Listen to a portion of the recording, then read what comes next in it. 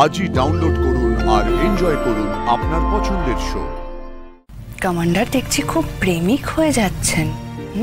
কাকে কিরকম দেখতে লাগছে সেটাও দেখো তুমি। এখন আরো ভালো করে দেখি তোমাকে প্রমাণ করে দিতে পারি। এখানটা হ্যাঁ, থামা থামা, এখানেই নামবি নাকি? স্টেশন তো এখান থেকে অনেকটা দূর। হ্যাঁ, আসলে কিছু কেনাকাটি করার আছে, ওখানকার বাচ্চাগুলোর জন্য স্টাডি ম্যাটেরিয়াল লাগবে।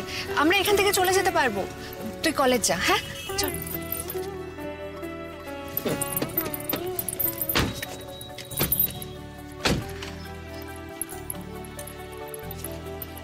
ঠিক আছে, তোদের যা যা কেনার কিনে নে, আমি এখানে অপেক্ষা করছি। তোমাদেরকে ট্রেনে উঠিয়ে দিয়ে আমি কলেজ যাব। না, তুমি কলেজে যাবে, আমরা এখান থেকে চীনে চলে যেতে পারবো স্টেশনে। ওটা আমার কত বড় হয়ে গেছে। হ্যাঁ স্রোত, আমি জানি যে ভয়ানক ক্ষতিটা আমি তোর করেছি তার কোনো ক্ষমা হয় না, কিন্তু তুই আমাকে ক্ষমা করেছিস। স্রোত, যখনই আমার মনে হয়েছে জীবন শেষ হয়ে যাচ্ছে আমার, তখন তুই নতুন জীবন দিয়েছিস আমাকে, আমাদের। স্রোত, একটা কথা, এই অবধি তুই আর আমি একসঙ্গে, এরপর তুই আর আমার কোনো খোঁজ খবর নেওয়ার চেষ্টা করিস না। যদি হ্যাঁ কোনোদিনও আমার মনে হয় যে আমাদের যোগাযোগে কোনো ক্ষতি নেই, কোনো বিপদ হবে না, তখন আমি নিজেই তোর সঙ্গে যোগাযোগ করব, কিন্তু তুই কোনো খোঁজ খবর নিস না আমার। তাড়িয়ে দিচ্ছিস তোর জীবন থেকে? না, একদম না। আমি দেবো কেন? কিন্তু ও যে কথাটা বলছে সেটা মনে রাখো। তোমার কাছ থেকে এই দেশের অনেক কিছু পাওয়ার আছে, একজন ভালো ডাক্তারের কাছে, সেটা যেন তারা পায়, এটা কিন্তু তোমাকে ইনশিওর করতে হবে।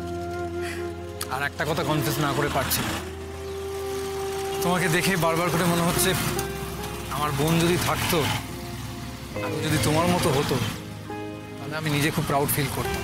আমাকেই মনে করো না তোমার সেই বোন?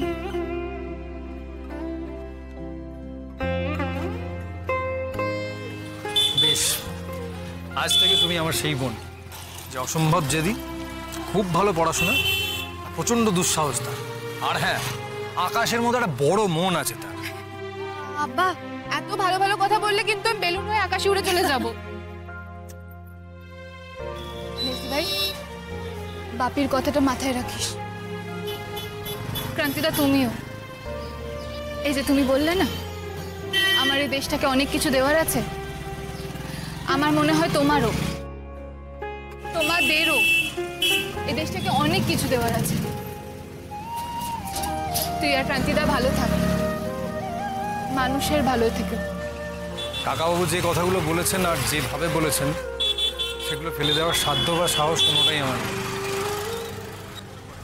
কিন্তু এই প্রত্যেকটা কথা লজিক্যালি, এত স্নেহমাখা সুরে আদর করে বুঝিয়ে যেভাবে উনি বললেন না, শেষ কবে কেউ বলেছে কিনা সেটা আমার অন্তত মনে পড়ছে না। উনি এমন একটা মানুষ যার প্রত্যেকটা কথা দামি। আসলে চিরকালে আমি চোখ রাঙানি শুনে এসছি তো, তাই বড়দের স্নেহমাখা কথার সুরটা কেমন হয় সেটা ভুলেই গেছিলাম। আর হ্যাঁ, তুমিও কিন্তু হারিয়ে যাওয়া কিছু সম্পর্ক মনে করিয়ে দিলে দাদা রেখে। খুব ভালো থেকো স্রোত, এমনটাই থেকো, শুধু দুঃসাহসটা একটু কম, কেমন? মনে থাকবে তো? আমাকে দুর্বল মনে করো না, আমি কিন্তু এখন সুপার ওম্যান। বাবা, হয়েছে একটা, কিন্তু ক্লাস বাঙ্ক হয়েছে, আর কিন্তু এরকম করলে চলবে না। পড়াশোনা করতে হবে তো ভালো করে, আর এতদিন তো পড়াশোনা একেবারে শিখিয়ে তুলে ঘুরছিলে, সেটা তো ম্যানেজ করতে হবে, মেকআপ দিতে হবে। ভালো করে পড়াশোনা করতে হবে।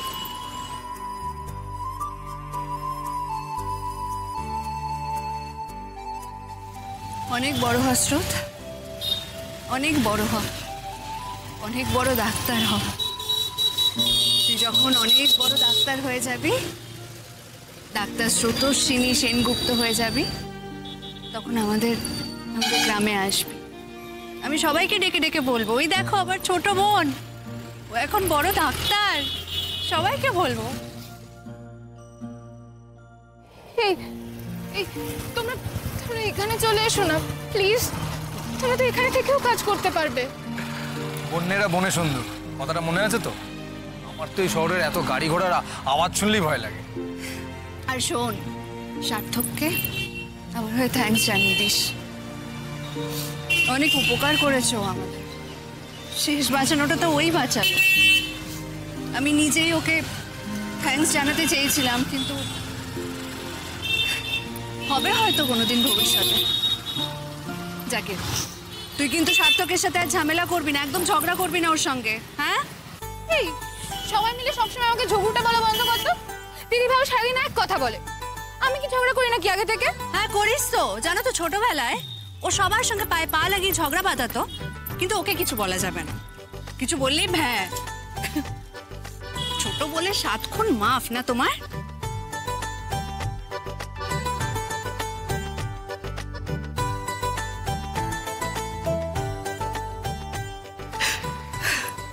ভালো থাকিস, হ্যাঁ? চলো ভালো করে পড়াশোনা। এবার আমাদের যেতে হবে। ভালো থেকো। হ্যাঁ চল। আস। ঘুম